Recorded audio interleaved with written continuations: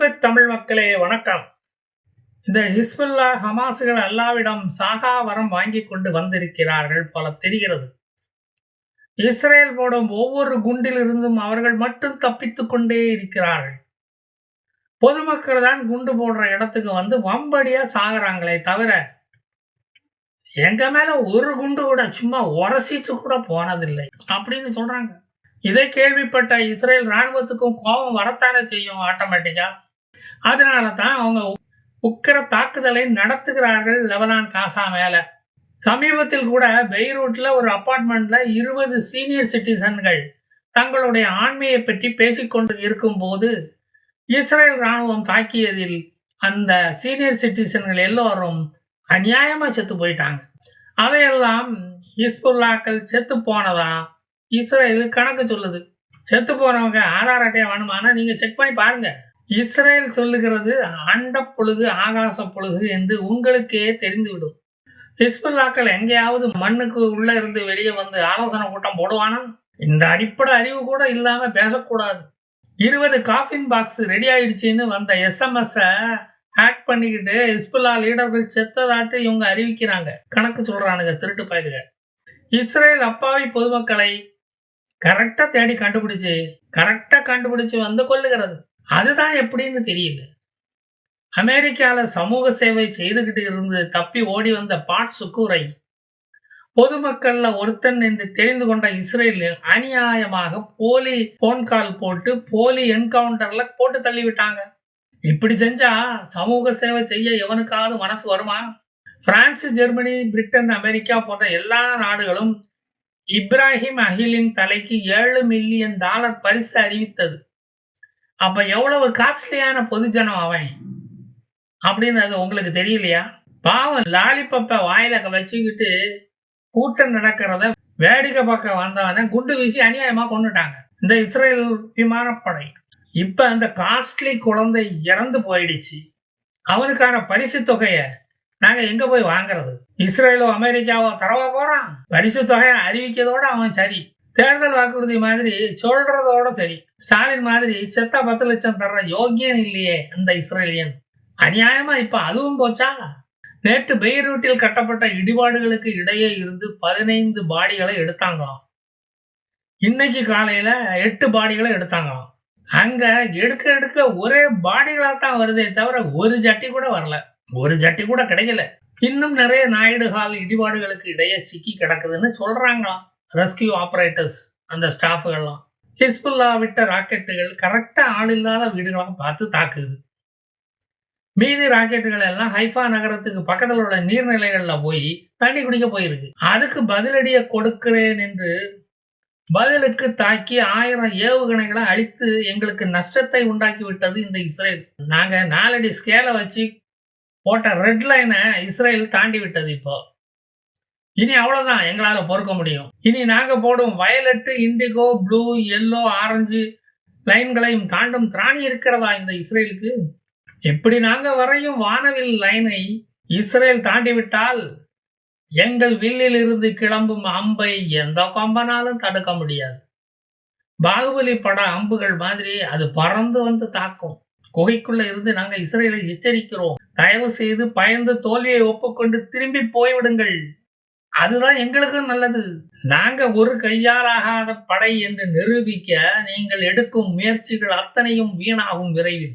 இவ்வளவு பவர்ஃபுல் ராணுவம் என்று சொல்கிறீர்களே, உங்களை பாதுகாத்துக் கொள்ள இவ்வளவு நாளா ஒரு குகை கட்ட தெரியுதா உங்களுக்கு? இந்த வேஸ்ட் புண்ணாக்குகளை நம்பி வாழும் இஸ்ரேல் மக்களை நினைச்சா தான் எங்களுக்கு சிரிப்பா வருது. அவங்கள பார்த்தா ரொம்ப பாவமா இருக்கு. சரி, இஸ்ரேல் விமானத்துல வந்து தாக்குற மாதிரி நீங்களும் இஸ்ரேலுக்குள்ள வந்து தாக்க வேண்டியதானே அப்படின்னு கேக்குறாங்க. வெறும் புட்டுக்குழலை மட்டும் வச்சுதானே தாக்குறீங்க? உங்ககிட்ட தான் 81 போர் விமானங்கள் இருக்க. லெபனான் ஏர்ஃபோர்ஸ் கிட்ட இருக்குதே அத்தனை விமானங்கள். அதை நீங்க யூஸ் பண்ணாம வச்சிருப்பதனால தான் பேரிச்சம்பளக்காரன் உங்க விமானப்படை பில்டிங்கை சுத்தி வந்து வட்டம் எடுக்கிறான். சைக்கிள்ல LAF ஆபீஸுக்கு முன்னாலேயே சுத்தி வர்றான். ஈரானிய ஜனாதிபதி இப்ராஹிம் ரைசி பயணம் செய்த ஹெலிகாப்டர் மாடல் கூட உங்ககிட்ட இருக்குதாமே. இவ்வளவு விமானங்களை வைத்துக்கிட்டு வருஷம் ஆயுத பூஜை மட்டும் நடத்திக்கிட்டு இருந்தா என்னப்பா நியாயம்? நீங்க பயப்படாம போய் தாக்குனாதானே நீங்க அல்லாவை சீக்கிரம் போய் பார்க்க முடியும்.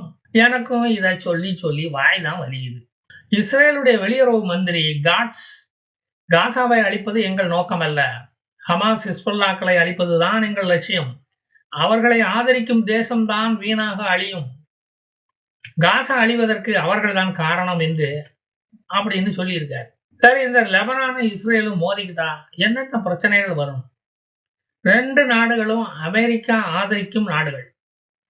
ஹிஸ்புல்லாக்களையும் அல்-கொய்தாவையும் இஸ்லாமிக் ஸ்டேட் ஜிகாதிகளையும் அழிப்பதற்காக, அந்த தீவிரவாத குழுக்களை அழிப்பதற்காக, ஒழிப்பதற்காக அமெரிக்கா லெபனானுக்கு 2006ஆம் வருஷத்துல இருந்தே $5 பில்லியன் கொடுத்து உதவி இருக்கிறது. அதை நான் கடைசியில் சொல்லுகிறேன். லெபனானுக்கும் இஸ்ரேலுக்கும் உள்ள படைபலத்தை இப்போ பார்ப்போம். லெபனானிடம் பயிற்சி பெற்ற இராணுவ வீரர்கள் 69,309 பேர் இருக்காங்க. இஸ்ரேலிடமோ 1,70,70,000 பேர் இருக்காங்க. இஸ்ரேலிடம் 612 ஃபைட்டர் ஜெட் விமானங்கள், F-16, F-15, F-35, இந்த அட்டாக் ஏர்கிராப்டுகள் இதெல்லாம் இதுல இருக்கு. லெபனானிடம் இருப்பதோ 81 போர் விமானங்கள். இஸ்ரேலிடம் மெர்காபா டேங்குகள் 1379 இருக்கு. லெபனானிடம் சாதா டேங்கு 204 இருக்கு. அதோடு அமெரிக்கா கொடுத்த F-16 9 விமானங்களும் 69 ஹெலிகாப்டர்களும் தான் உள்ளது. இதை வச்சுக்கிட்டு நீங்க இராணுவ மூளையுள்ள இஸ்ரேலை தாக்கி அழிக்க முடியுமா? இஸ்ரேல் கிட்ட 566 செல்ஃப் ப்ரொபல்டு ஆர்டிலரி இருக்கு. லெபனான் கிட்டயோ தள்ளுவண்டி மாடல் ஆர்டிலரி தான் இருக்கு. ஒரு இடத்திலிருந்து இன்னொரு இடத்துக்கு இழுத்து கொண்டு போக ஆட்கள் தினக்கூலி தேவைப்படும். அப்படிப்பட்ட பழைய ஆர்டிலரிகளை வச்சுக்கிட்டு நீங்கெல்லாம் சண்டைக்கு வர முடியுமா? இஸ்ரேலின் ஜனத்தொகை 9.043 மில்லியன். லெபனானின் ஜனத்தொகையோ 5.33 மில்லியன். நேர் பாதி தான். ஆனால் லெபனானிடம் 69 வார்ஷிப் இருக்கு. அது இஸ்ரேலிடம் 67 தான் இருக்கு. 2 தான் கம்மி. லெபனான் கிட்ட SAR-5 கிளாஸ் கார்வெட்டி எனப்படுகிற வார்ஷிப்பு 6 இருக்கு. அது இஸ்ரேலிடம் 4 தான் இருக்கு. ஒரு கார்வெட்டி ஷிப்ல 40 பேரக்ஸும் 8 மிசைல்களையும் எடுத்து செல்லலாம். லெபனான் கிட்ட என்ன இருந்தாலும் ஆபரேட்டிங் ஸ்கில் இஸ்ரேல் கிட்ட தானே இருக்கு. லெபனானுக்கு 139.8 கிலோமீட்டர் நீள கடற்கரையை பாதுகாக்கணும், 241 கிலோமீட்டர் மலை பிரதேசங்களை பாதுகாக்கணும். லெபனானின் வருமானமே அங்குள்ள இயற்கை அழகை ரசிக்க வரும் டூரிஸ்டுகள் அங்கு செலவழிக்கும் டாலரை வச்சு தான் அங்க பொழப்பு ஓடிக்கிட்டு இருக்கு. இந்த நிலையில லெபனான் போரை தொடங்குவது சந்தேகமே. ஆனால் ஹிஸ்புல்லா என்ற பிள்ளைப்பூச்சி தொந்தரவு அதிகமா இருக்கும். அதை முதலில் நசுக்க வேண்டும். அந்த வேலையை தான் இஸ்ரேல் செய்து கொண்டிருக்கிறது. இதுல அமெரிக்காவுக்கு ஒரு சிக்கல் இருக்கு. அமெரிக்கா ஆதரவு நாடான லெபனானை இஸ்ரேல் தாக்கினால் அமெரிக்கா அதற்கு ஆதரவு அளிக்குமா?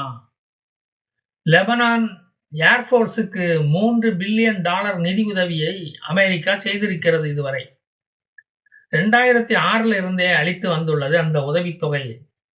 அல்-கொய்தாவை அழிப்பதற்கும் இஸ்லாமிக் ஸ்டேட் என்ற தீவிரவாத குழுவை அழிப்பதற்கும் இந்த தொகையை கொடுத்து உதவியது அமெரிக்கா.